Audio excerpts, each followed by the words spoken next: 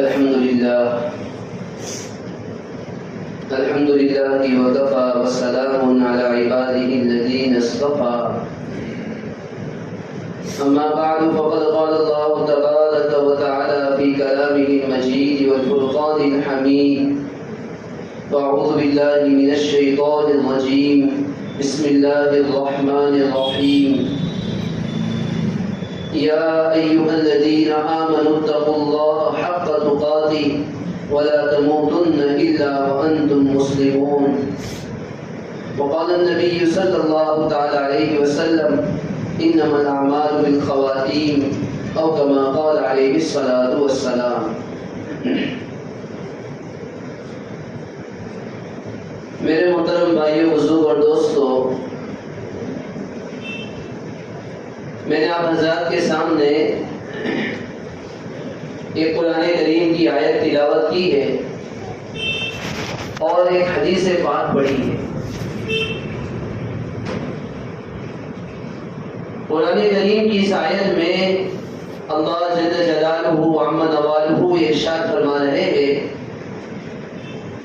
یا ایھا الذین آمنوا اتقوا اللہ حق تقاتہ. اے وہ لوگ جو ایمان لائے، اتقوا اللہ حق تقاتہ، اللہ سے ڈرو جیسا کہ اس سے ڈرنے کا حق ہے. تقوی اختیار کرو. اور دوسری چیز اللہ تعالیٰ نے ارشاد فرمائی: وَلَا تَمُوتُنَّ إِلَّا وَأَنْتُمْ مُسْلِمُونَ. تمہاری موت نہ آئے، تم نہ مرو مگر اسلام کی حالت میں. اب ظاہر سی بات ہے، یہ آیت میں یہ تو نہیں کہا جا رہا ہے کہ مت مرو. مرنا تو انسان کے ہاتھ میں ہے ہی. وہ تو اللہ تعالیٰ کی طرف سے جب مقدر ہوتا ہے، انسان جانتا بھی نہیں ہے کب موت آئے گی. انسان کا جو وقت مقررہ ہے، ہر ایک کا دنیا کے اندر یہ عقیدہ ہے، کسی بھی مذہب کا ماننے والا ہو، چاہے مسلمان ہو، کافر ہو، عیسائی ہو، نصارہ ہو، ہر آدمی کو موت کا مزہ چکھنا ہے. اور کس کا کب وقت ہے کسی کو معلوم نہیں. بوڑھا بھی جاتا ہے، جوان بھی جاتا ہے، بچہ بھی جاتا ہے، امیر بھی جاتا ہے، غریب بھی جاتا ہے، بنگلے میں رہنے والا بھی جاتا ہے، جھوپڑی میں رہنے والا بھی جاتا ہے. اور ہر ایک کو جانا ہے. موت انسان کے ہاتھ میں نہیں ہے. لیکن اللہ تعالیٰ یہ ارشاد فرما رہے ہیں: وَلَا تَمُوتُنَّ إِلَّا وَأَنْتُمْ مُسْلِمُونَ. تمہاری موت اس حال میں آنی چاہیے کہ تم اسلام کی حالت میں ہو. ایک مومن کی شان یہ ہوتی ہے، وہ اپنی زندگی کے ہر قدم کو اٹھانے سے پہلے اور ہر قدم کو رکھنے سے پہلے غور فکر کرتا ہے. اس سے پہلے بھی میں نے عرض کیا تھا، ایک ایمان والا دنیا کی زندگی اس طرح گزارتا ہے کہ اس کے پاس اس کا ایمان صحیح سلامت رہے. جیسے اس نے ایمان والے گھر میں آنکھ کھولی، یا اللہ تعالیٰ نے اسے ایمان کی دولت عطا فرمائی، کلمے کی دولت عطا فرمائی. ایک مومن کی یہ کوشش ہونی چاہیے اور اللہ تعالیٰ سے دعا بھی کرتے رہنا چاہیے کہ اللہ تُنے زندگی کے اکثر ایام، زندگی کی گھڑیاں تُنے ایمان کی حالت میں گزارنے کی توفیق عطا فرمائی، اور تم مجھے موت بھی ایمان کی حالت میں عطا فرما دے. بہت سارے لوگ ایسے بھی آئے ہیں، ایمان کی حالت میں زندگی گزاری لیکن موت کفر کی حالت میں آئی. اللہ سب کی اس سے حفاظت فرمائے. حدیث میں نبی علیہ الصلوۃ والسلام نے ارشاد فرمایا: ایک آدمی جنتی والا اعمال کرتا رہتا ہے، اعمال کرتا رہتا ہے، اعمال کرتا رہتا ہے، اتنے اعمال کرتا ہے، اتنے اعمال کرتا ہے کہ اس کے اور جنت کے درمیان ایک ہاتھ کا فاصلہ رہ جاتا ہے. ایک ہاتھ کا فاصلہ. لیکن آخری وقت میں جہنمی والا عمل کرتا ہے، نبی علیہ الصلوۃ والسلام فرما رہے ہیں کہ وہ جہنم میں چلا جاتا ہے اور وہ جہنمی ہو جاتا ہے۔ اسی طرح نبی علیہ الصلوۃ والسلام نے فرمایا دنیا میں بہت سارے لوگ جہنمی اعمال کرتے رہتے ہیں، جہنم میں جانے والے اعمال کرتے رہتے ہیں، اللہ تعالیٰ کو ناراض کرنے والے اعمال کرتے رہتے ہیں، اور وہ اتنے جہنمی والے اعمال، اتنے سیئات، اتنے گناہوں کا ارتکاب کرتا ہے کہ اس کے درمیان اور جہنم کے درمیان ایک ہاتھ کا فاصلہ رہ جاتا ہے۔ لیکن آخری وقت میں اللہ تعالیٰ کی طرف سے جنتی والے اعمال کی توفیق عطا کر دی جاتی ہے، اور وہ کلمے پر مرتا ہے، کلمے کی حالت میں اس کا انتقال ہو جاتا ہے اور وہ جنت میں پہنچ جاتا ہے۔ معلوم آدمی جنتی والے اعمال تو کرنا ہی ہے، اور ایسے اعمال سے اپنے آپ کو بچانا ہے کہ جن اعمال کی وجہ سے انسان جہنم کا سبب بن سکتا ہے اور کفر کی حالت میں انسان کا انتقال ہو سکتا ہے۔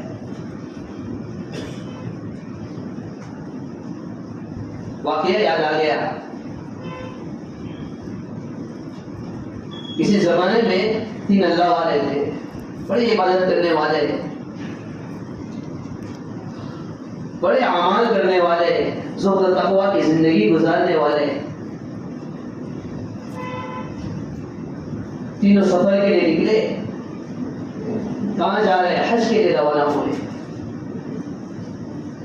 سفر طے ہو رہا ہے، راستے میں کسی جگہ پر ٹھہرے، پڑاؤ ڈالا۔ ان 3 بزرگوں میں سے ایک بزرگ کی نظر کسی عورت پر پڑ گئی۔ عورت حسین و جمیل تھی، خوبصورت تھی۔ اس اللہ والے کے دل میں اس عورت کی محبت بیٹھ گئی کہ بزرگ یہ اللہ والے اس عورت پر فریفتہ ہو گئے، اس کے عاشق ہو گئے۔ جس جگہ سے پڑاؤ ڈالا تھا، آگے سفر کرنا ہے، یہ 2 ساتھی نے اپنے ساتھی کو اپنے ساتھی سے کہا چلو آگے سفر کرنا ہے، چلو آگے جانا ہے، چلتے ہیں۔ وہ بزرگ کہنے لگے کہ میں اب آپ کے ساتھ نہیں آ سکتا ہوں، میرے دل میں یہاں سے جو عورت گزری تھی، یہاں جو عورت ٹھہری ہوئی تھی، اس کی محبت میرے دل میں گھر کر گئی ہے، اس کی محبت میرے دل میں بس گئی ہے، میں اب آپ کے ساتھ نہیں آ سکتا ہوں، میں تو اس کے ساتھ نکاح کروں گا، اس کے ساتھ رہوں گا۔ دونوں ساتھیوں نے بڑا سمجھایا، بڑی سمجھانے کی کوشش کی، لیکن آپ کو معلوم ہے عشق آدمی کو اندھا اور بہرا کر دیتا ہے۔ جس سے محبت ہو جاتی ہے آدمی کو خود بھی سمجھ میں نہیں آتا ہے۔ آدمی کو جس سے محبت ہوتی ہے، اللہ کو چھوڑ کر جس سے بھی محبت کرے گا اس کا دیوانہ ہو جائے گا، اور جس کے دل میں اللہ کی محبت بیٹھ جائے گی وہ اللہ کا دیوانہ ہو جائے گا۔ دونوں ساتھی نے بہت سمجھایا، آنے کے لیے تیار نہیں۔ دونوں ساتھی حج کے لیے روانہ ہو گئے۔ یہ بزرگ جس کے دل میں اس حسین و جمیل خوبصورت عورت کی محبت بس گئی تھی، یہ بزرگ ان کے یہاں گئے۔ یہ عیسائی مذہب کے ماننے والے تھے، عیسائی لوگ تھے۔ یہ بزرگ نے جا کر کہا کہ میں آپ کے ساتھ نکاح کرنا چاہتا ہوں، میں آپ کے ساتھ شادی کرنا چاہتا ہوں۔ باپ نے کہا اچھا ہماری لڑکی سے آپ نکاح کرو گے؟ ہماری لڑکی کے ساتھ نکاح کرنے کے لیے آپ کو ایک بہت بڑی چیز چھوڑنا پڑے گا، اور ہماری لڑکی کا مال بہت مہنگا مال ہے، آپ کو وہ ادا کرنا پڑے گا۔ صلی اللہ علیہ کے دل میں محبت بس گئی تھی، اس نے کہا سب کچھ میں قربان کرنے کے لیے تیار ہوں۔ باپ کہنے لگا سب سے پہلے آپ کو اسلام مذہب کو چھوڑنا پڑے گا اور عیسائی بننا پڑے گا، نصرانی بننا پڑے گا، تب جا کر ہم آپ کے ساتھ اپنی بیٹی کا نکاح کرائیں گے، تب جا کر آپ کی شادی ہو سکتی ہے۔ اللہ والے تیار ہو گئے اور اسی عورت کے ساتھ اس کا نکاح ہو گیا. اسلام سے ہاتھ دھو بیٹھے.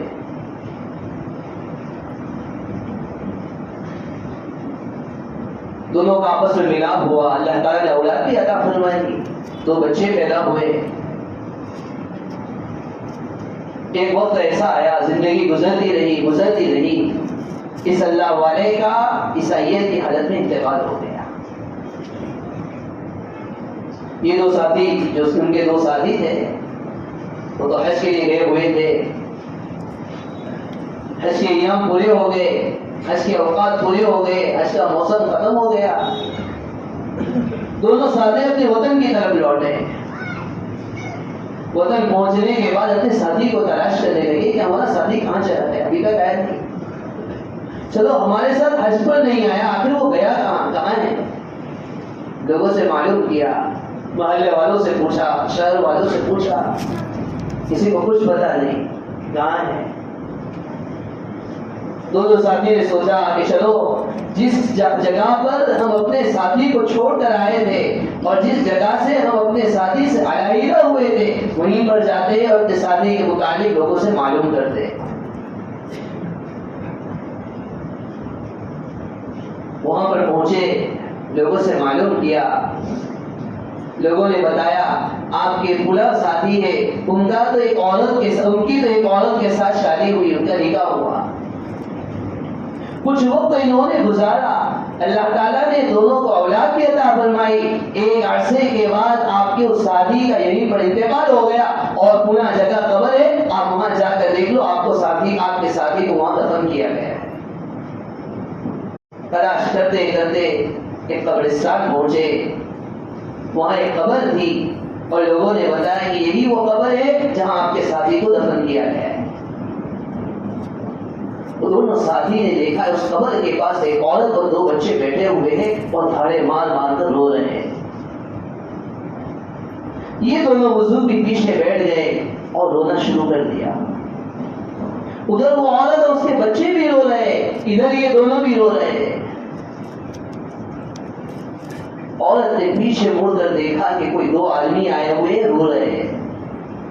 عورت نے جا کر پوچھا کیا بات ہے, آپ کیوں رو رہے ہو؟ وہ دونوں کہنے لگے آپ کیوں رو رہے ہو؟ وہ عورت کہنے لگی کہ یہ میرا شوہر تھا اور یہ اس کے 2 بیٹے ہیں, میرے شوہر کا انتقال ہو گیا ہے, اس کی وجہ سے ہم رو رہے ہیں. پھر عورت پوچھنے لگی آپ دونوں کیوں رو رہے ہو؟ وہ دونوں ساتھی کہنے لگے یہ جس ساتھی کو دفن کیا گیا یہ آپ کا شوہر ہے, یہ بہت بڑا اللہ والا تھا, عبادت کا اہتمام کرنے والا تھا, تقویٰ کی زندگی گزارنے والا تھا, متقی آدمی تھا. تقویٰ کی حالت میں اس نے زندگی گزاری لیکن عیسائیت کی حالت میں اس کا انتقال ہو گیا, اس بات پر ہم رو رہے ہیں. جو عورت نے یہ بات سنی اور ان کا رونا دیکھا تو اسلام لانے کے لیے تیار ہو گئے اور مسلمان ہو گئے. یہ واقعے کو نقل کرنے والے فرماتے ہیں کہ سبحان اللہ, اللہ کی ذات پاک ہے. وہ آدمی جس نے عبادت کی حالت میں زندگی گزاری تھی, اللہ تعالیٰ نے اسے اسلام سے محروم کر دیا اور عیسائیت کی حالت میں اس کا انتقال ہوا. اور وہ آدمی جس کی وجہ سے انہوں نے ایمان کو چھوڑا تھا, اللہ تعالیٰ نے ان کو ایمان کی دولت عطا فرما دی. اللہ کی ذات پاک ہے, اللہ قدرت والا ہے, اللہ طاقت والا ہے اور اللہ تعالیٰ کے لیے کوئی چیز مشکل بھی نہیں ہے.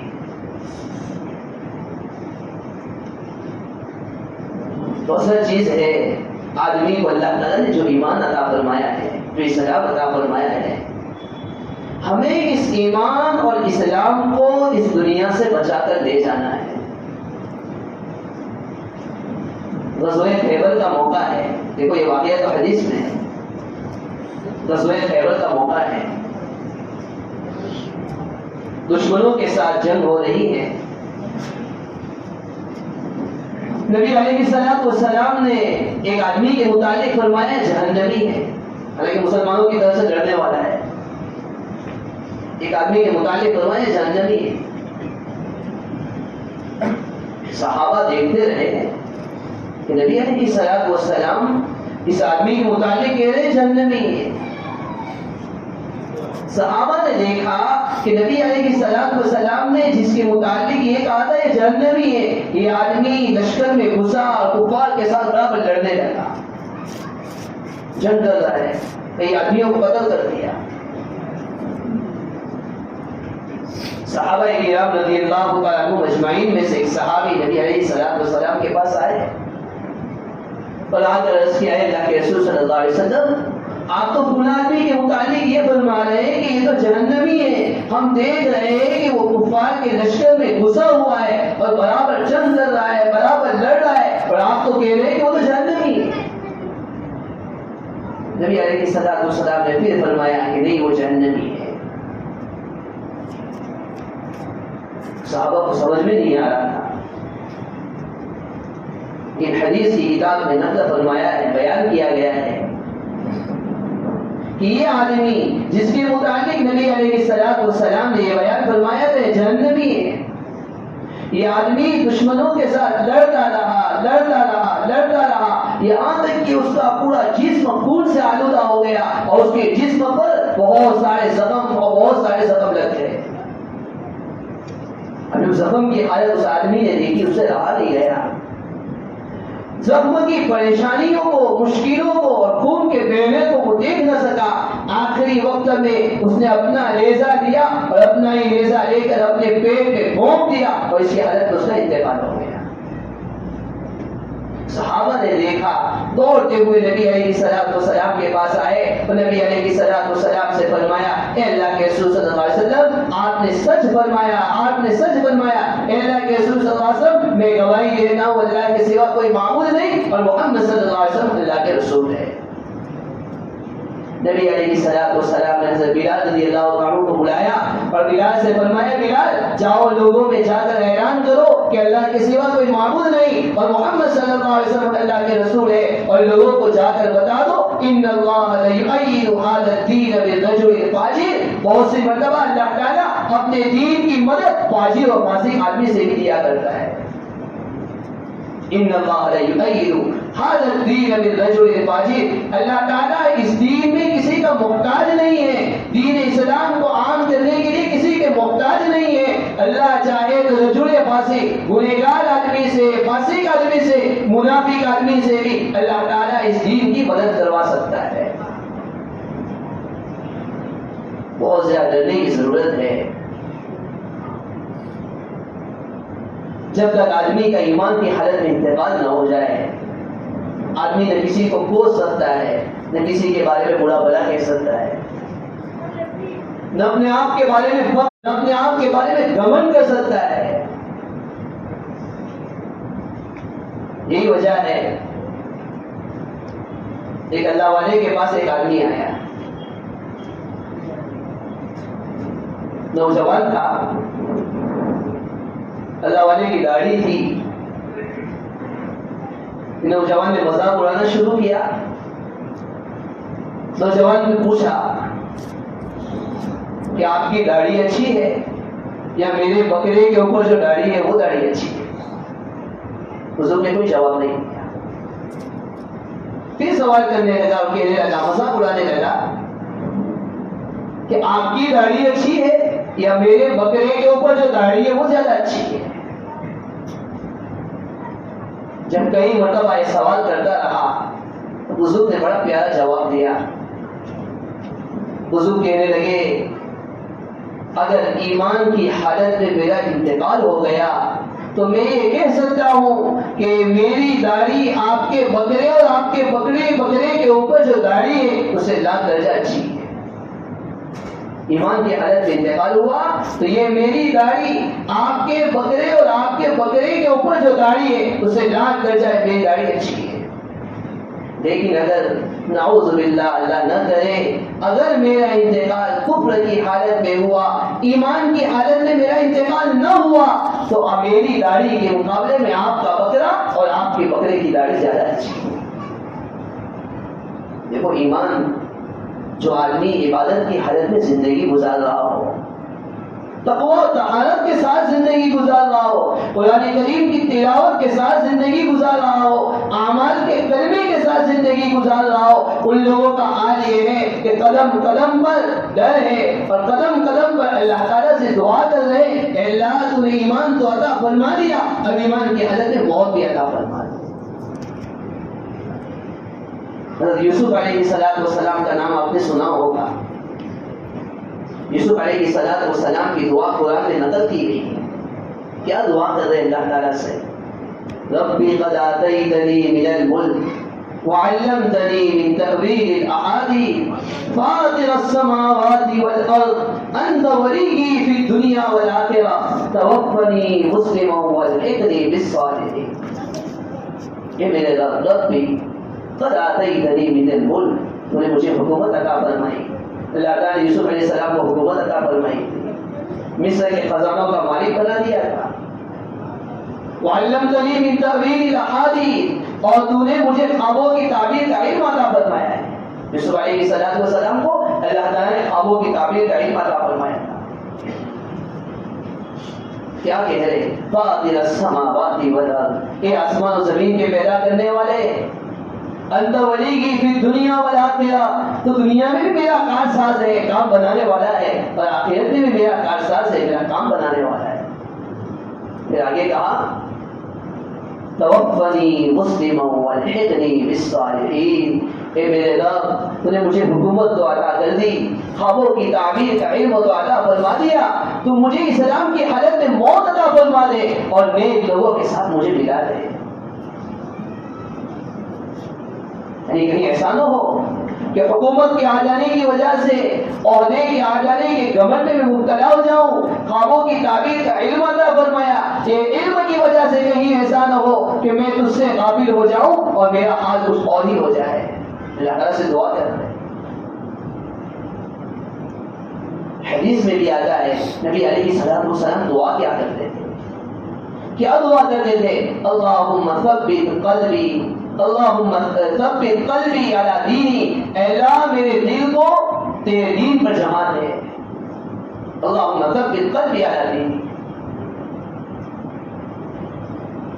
آدمی کو اعمال کے کرنے کے ساتھ ساتھ دعاؤں کا اہتمام کرنا چاہیے۔ قرآن کریم میں بھی حضرت ابراہیم علیہ السلام، حضرت یعقوب علیہ السلام کا تذکرہ کیا، کہا گیا وَوَصَّى بِهَا إِبْرَاهِيمُ بَنِيهِ وَيَعْقُوبُ، ابراہیم علیہ السلام نے اپنے بیٹوں کو، یعقوب علیہ السلام نے، بہت سارے انبیاء علیہ السلام نے اپنے اولاد کو نصیحت فرمائی، وصیت فرمائی۔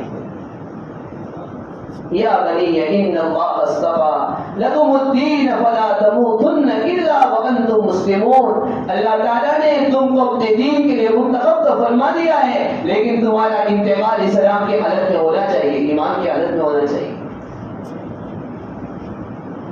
بس آج کی بات کا خلاصہ یہ ہے، اللہ تعالیٰ نے اپنے فضل سے ہم سب کو ایمان عطا فرمایا ہے، اسلام عطا فرمایا ہے، ہم بھی مسلمان ہیں، ہمارے گھر والے بھی مسلمان ہیں۔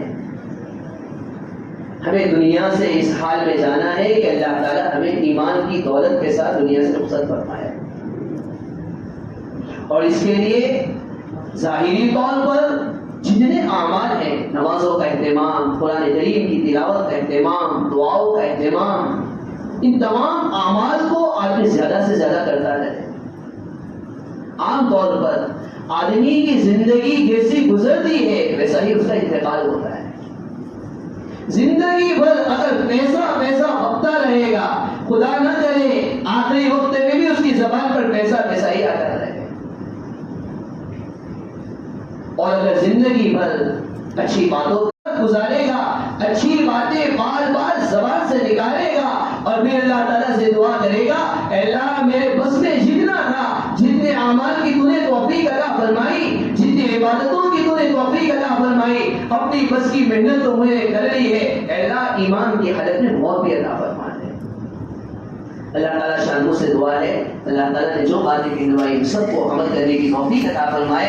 اللہ تعالیٰ ہمارے ایمان کی حفاظت فرمائے, ہمارے نسلوں کی ایمان کی حفاظت فرمائے اور ہمیں آخری وقت میں کلمہ طیبہ کے ساتھ دنیا سے جانا رخصت فرمائے. آمین. وآخر دعوانا الحمدللہ رب العالمین.